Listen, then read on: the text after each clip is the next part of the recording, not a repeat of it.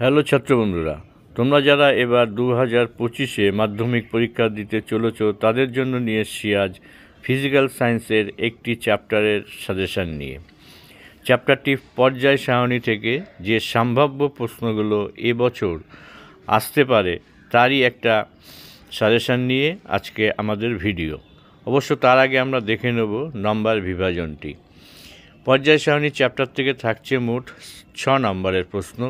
তার মধ্যে থাকছে এমসিকিউ একটি, তার জন্য 1 নম্বর, ভিএসএ থাকছে 2টি 1 নম্বর করে, আর থাকছে দীর্ঘ উত্তর ভিত্তিক প্রশ্ন একটি 3 মার্কসের, মোট থাকছে 6 মার্কস। প্রথমে আমরা দেখে নেব এমসিকিউ কোশ্চেনগুলো এবং যে সমস্ত কোশ্চেনগুলো তুলনামূলকভাবে এবছর একটু আসবার সম্ভাবনা বেশি সেগুলোকে আমরা লাল একটা অ্যারো চিহ্ন দিয়ে আমরা ইন্ডিকেট করার চেষ্টা করেছি। তোমরা এই কোশ্চেনগুলো অবশ্যই একটু গুরুত্ব সহকারে পড়বে।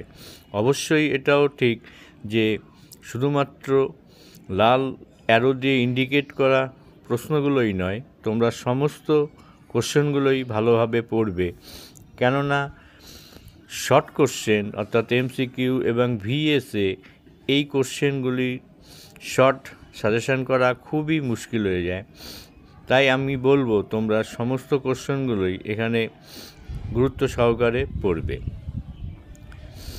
এক এক করে আমরা বিভিন্ন কোশ্চেনগুলো তোমাদের সামনে এনেছি। তোমাদের যদি এই সময়ের মধ্যে পড়তে অসুবিধা হয় তাহলে অবশ্যই তোমরা এটার স্ক্রিনশট নিয়ে পড়তে পারো।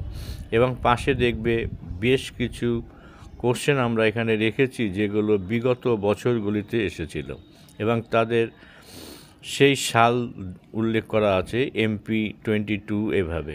এবার চলে এসেছি আমরা অতি সংক্ষিপ্ত উত্তরধর্মী প্রশ্নে। এখানে 2 নম্বরের কোশ্চেনটি দেখানো হচ্ছে মৌলগুলিকে তড়িৎ ঋণাত্মকতার অধক্রমে সাজাও। খুবই ইম্পর্টেন্ট একটা কোশ্চেন। জিএস একাডেমি 3008 অর্থাৎ 3008 ম্যাথমেটিক্স অ্যান্ড মোর।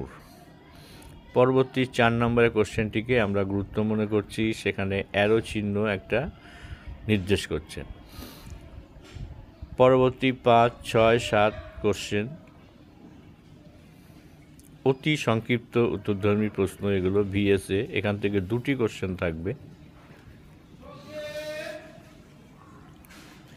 7 নম্বরের কোশ্চেনটি কোন ক্ষারীয় মৃত্তিকা মৌলটি তেজস্ক্রিয়? রেডিয়াম। তারপর থাকছে 8 এবং 9 নম্বরের কোশ্চেন সন্ধিগত মৌলের একটি বৈশিষ্ট্য লেখো। অবশ্যই এটা ইম্পর্টেন্ট। তারপরে 10 নম্বরের কোশ্চেন থাকছে, এটাকেও আমরা লাল অ্যারো চিহ্ন দিয়ে নির্দেশ করছি। তারপরে চলে আসছে কিছু দীর্ঘ উত্তরধর্মী প্রশ্ন, তার উত্তর সহ আমরা এখানে দেওয়ার চেষ্টা করেছি এবং এখানেও বেশ কিছু কোশ্চেনকে আমরা লাল অ্যারো চিহ্ন দিয়ে নির্দেশ করেছি। দুটো সূত্রই তোমরা পড়বে, আধুনিক পর্যায় সূত্র এবং মেন্ডেলিফের পর্যায় সূত্র।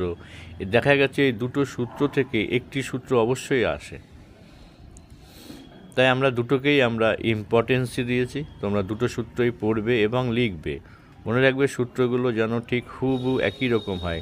সামান্য দাড়ি কমা ভুল ত্রুটিতে কিন্তু সূত্রের যে মানে সেটা কিন্তু বদলে যায়। ফলে এই জিনিসটা তোমরা লক্ষ্য রাখবে, প্র্যাকটিস করে নেবে, বাড়িতে লিখে প্র্যাকটিসটা করবে।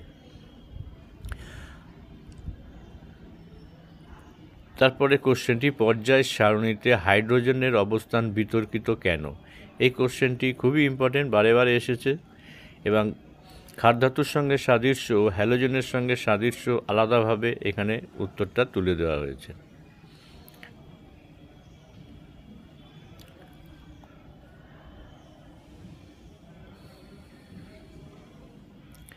ছ নম্বরের কোশ্চেন মেন্ডেলিফের পর্যায় সারণীর 3টি ত্রুটি লেখো। এটাও খুব গুরুত্বপূর্ণ প্রশ্ন।